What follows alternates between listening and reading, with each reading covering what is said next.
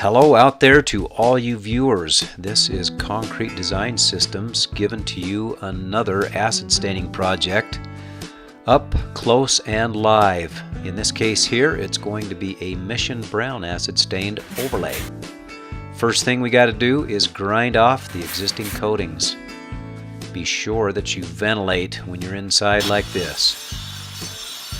I am so hoping somebody doesn't turn me in for this kind of employee abuse. Now you're going to clean up, and it is hellish, let me tell you. Some of this can be a nightmare.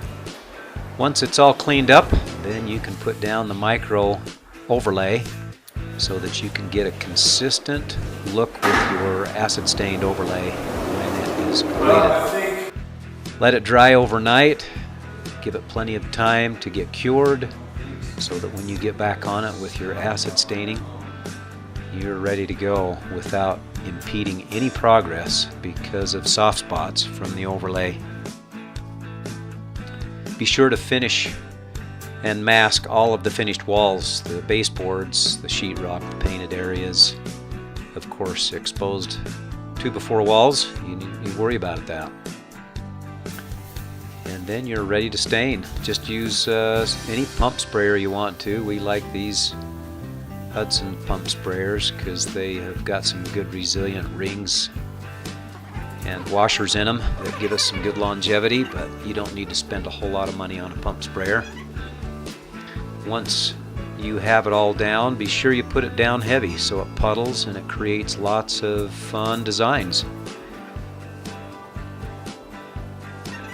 You'll end up with some pretty insane patterns like this coming up here right now, and you won't believe what the end product looks like here just in a moment.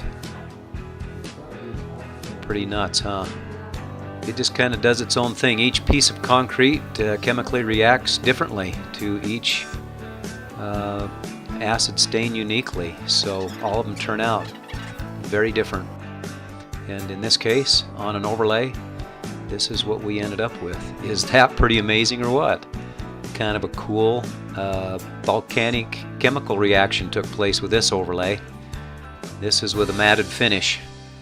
Here's some other photos of some fun designs and colors with acids, multiple acid colors overlaid to one another.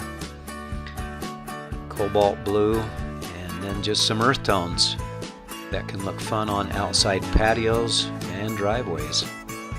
Thanks for viewing, everyone, and we'll look forward to seeing you again soon.